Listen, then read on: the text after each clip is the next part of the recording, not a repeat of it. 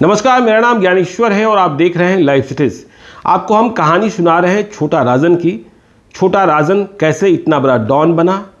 आपको हमने पिछले एपिसोड में बताया कि छोटा राजन अंडरवर्ल्ड की दुनिया में आया कैसे वह टिकट ब्लैक करने वाला एक मामूली सा अपराधी था, लेकिन जब वह बड़ा राजन गिरोह में शामिल हुआ तो फिर बदले की आग पैदा हुई, क्योंकि बड़ा राजन जो उसके पहले गैंग का सुप्रीम था, उसकी हत्या उसके ही गिरोह के अब्दुल कुंजू ने मुंबई के पठान ब्रदर्स के साथ मिलकर कर दी थी। हत्या इसलिए की बड़ा राजन की, क्योंकि जो बड़ा राजन की गर्लफ्रेंड थी वह बाद में अब्दुल कुंजू की गर्लफ्रेंड हो गई, जिससे अब्दुल कुंजू ने शादी भी कर ली।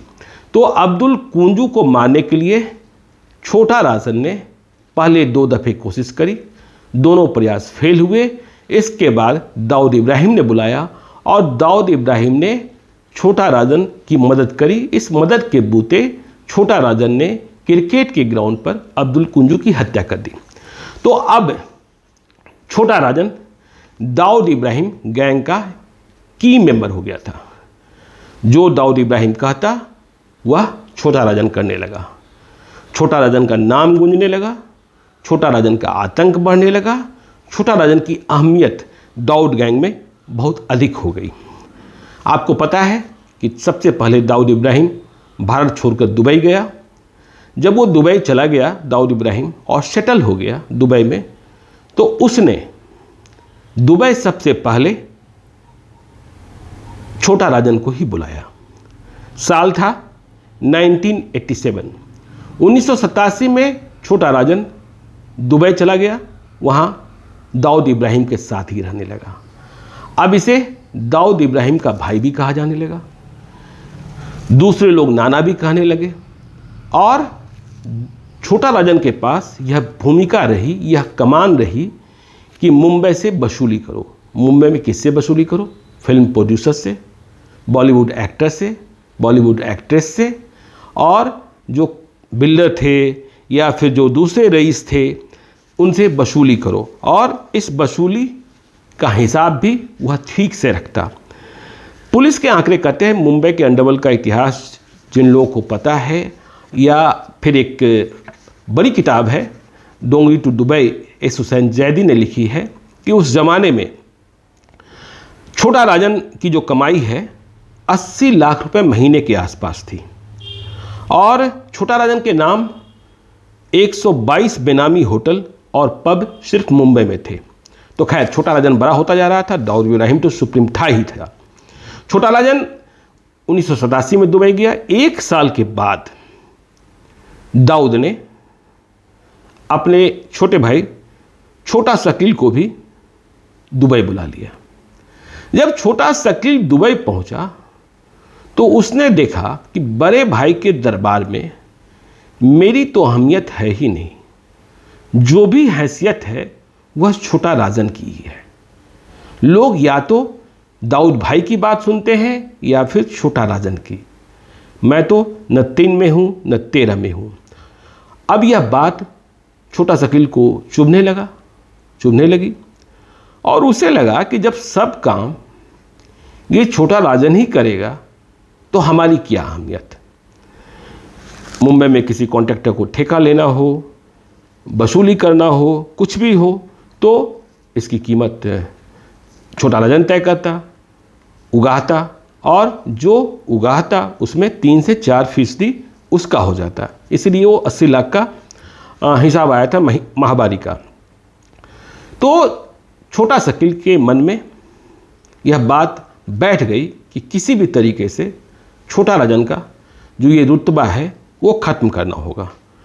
और इस रुतबे को ख़त्म करने के लिए अकेले छोटा शकील कहता तो दाऊद इब्राहिम मानता नहीं। ऐसे में छोटा शकील ने दाऊद इब्राहिम गिरोह के जो दूसरे की मेंबर्स थे उन सबों को एक किया, छोटा राजन के खिलाफ कान भरा और कहा कि हम सभी तब तक तरक्की नहीं कर सकते जब तक ये छोटा राजन साफ न हो जाए। तो छोटा राजन के खिलाफ गिरोह के भीतर ही प्लानिंग शुरू हो गई। गिरोह के कई मेंबर्स, जिसमें छोटा शकील, शरद शेट्टी, सुनील रावत, सब एकजुट हो गए। हम डोगरी तो मुंबई पढ़ते हैं, जो एस हुसैन जैदी की किताब है। तो अब दाऊद इब्राहिम को यह समझाया जाने लगा, ये जो छोटा शकील था, सरवर सेट्टी था, सुनील रावत था, सब मिलकर, कि दाऊद भाई, सब लोग दाऊद भाई कहते थे कि छोटा राजन अपनी ताकत इतनी बढ़ाते जा रहा है कि ऐसे लग रहा है कि गिरोह की पूरी ताकत उसी के पास है। ऐसे में तो वो कभी भी गिरोह का तख्ता पलट कर सकता है और अपने को ही सबसे बड़ा बना सकता है। लेकिन शुरुआत में इन शिकायतों से दाऊद इब्राहिम पर कोई फर्क नहीं पड़ा। वह छोटा राजन के पक्ष में ही खड़ा रहा। किताब कहती है, दूसरे रिसर्च भी कहते हैं कि दाऊद ने एक दफ़े डांटा भी छोटा शकील और दूसरों को, और पूछा कि तुम लोग कब से ऐसी अफवाहों पर यकीन करने लगे कि छोटा राजन तख्ता पलट कर देगा, छोटा राजन धोखा कर देगा, छोटा राजन कुछ और कर लेगा। अरे यह समझो कि छोटा राजन है, अपना है, और वो उसकी हैसियत बस गैंग के मैनेजर के रूप में, इससे अधिक कुछ नहीं है। यह बात तो दाऊद इब्राहिम ने कह दी, लेकिन इस जवाब से वहाँ बैठे लोग संतुष्ट नहीं हुए। मतलब छोटा शकील भी संतुष्ट नहीं हुआ, सुनील रावत भी संतुष्ट नहीं हुआ, सरवर सेट्टी भी संतुष्ट नहीं हुआ। करवाहट बढ़ती ही गई। फिर वक्त गुजरता जा रहा था, छोटा शकील कान भर रहा था। तो एक मीटिंग में दाऊद इब्राहिम को पता नहीं क्या सूझा, उसने कह दिया, जरा छोटा राजन को फ़ोन लगाओ। तो छोटा राजन को फ़ोन लगाया गया। छोटा राजन को फ़ोन लगाते ही छोटा राजन ने फ़ोन रिसीव किया। दाऊद इब्राहिम ने छोटा राजन से पूछा कि अरे तुम्हें हमने एक काम दिया था। इस बीच हुआ क्या था कि दाऊद इब्राहिम के एक भाई शाबिर इब्राहिम कशाकर की हत्या कर दी गई थी। तो शाबिर इब्राहिम कास्कर की हत्या में करीम लाला और अमीर जादा गिरोह का हाथ था, और दाऊद चाहता था कि अब इनके खिलाफ हमला हो, इन पर हमला हो, और छोटा राजन इसे लीड करे, या छोटा राजन के जो भी लड़के हैं उसे इन्हें समाप्त करना है। तो दाऊद ने पूछा कि मेरा काम क्या हुआ, जिन लोगों ने मेरे भाई की हत्या की उसका बदला क्या, कहाँ तक गया। तो छोटा राजन ने कहा कि ऐसा है कि हम लगे हैं भाई। तो दाऊद ने कहा कि तू पकड़ नहीं पाएगा। क्यों नहीं पकड़ा गया अब तक, क्यों नहीं हुआ बदला। तो छोटा राजन ने कहा कि दाऊद भाई, मेरे लड़के लगे हैं, जे अस्पताल में बहुत टाइट सिक्योरिटी है, जहां हमले के जिम्मेदार जो आरोपी हैं वो भर्ती हैं। तो जैसे ही छेदा हम कर पाते हैं, मतलब सिक्योरिटी को जब हम छेद पाते हैं तो कुछ ना कुछ करेंगे और आपको हम परिणाम देंगे। तो यह कहकर छोटा राजन ने फ़ोन रख दिया। छोटा राजन ने जब फ़ोन रख दिया तो दाऊद जवाब से बहुत संतुष्ट नहीं हुआ। उसी दरबार में, दाऊद के दरबार में, तब एक और गैंगस्टर सौत्या दाऊद बैठा था।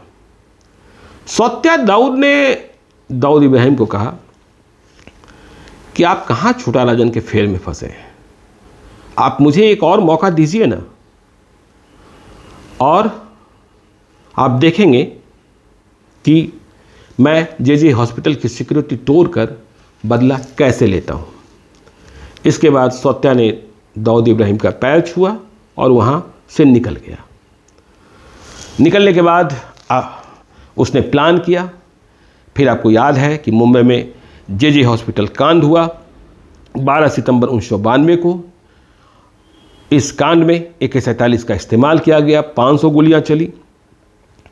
दाऊद ने अपना बदला पूरा कर लिया, और यह बदला जैसे ही पूरा हुआ दाऊद का, छोटा राजन तो कर नहीं पाया था, किया छोटा शकील ने और ये जो सौत्या दाऊद था और इन लोगों ने मिलकर किया।